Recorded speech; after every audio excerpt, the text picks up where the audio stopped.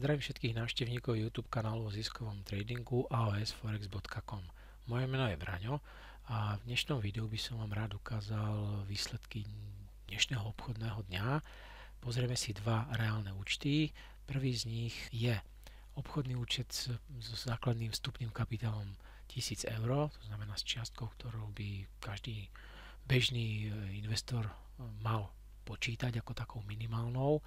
Čo vám chcem ukázať je, že k dnešnému dňu vlastne náš automat obchodoval, respektíve počas dnešného dňa automat zobchodoval celkovo 20 objednávok v troch separátnych seansách.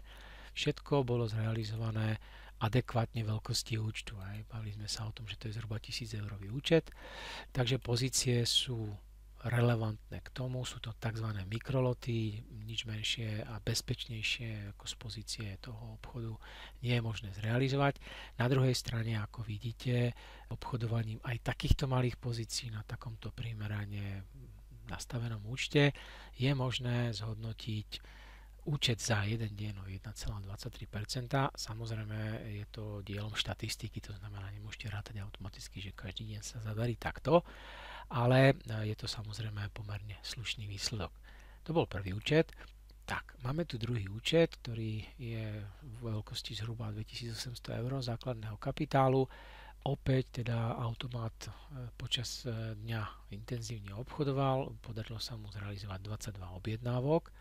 Zasa je to rozložené trošku inak v tých seansách, tu vidíte, že ich je 6. Celkový výnos k teda počas dnešného dňa je 13,8 eur, čo pri tej veľkosti účtu zodpovedá zhruba 0,5%.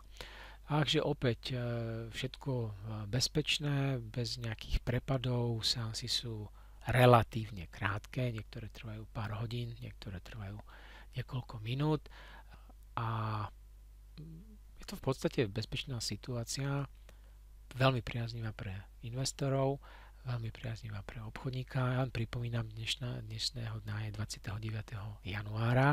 Znamená, ak sa pozrite spätne do kalendára, tak uvidíte, že to bol pomerne burlivý deň, bolo tam viacero fundamentov. Je streda, posledná streda v mesiaci, kde typicky sú nejaké oznámy z amerických trhov, ale vlastne v tom čase, keď už boli tie veľké oznámy, tak už boli seansy ukončené.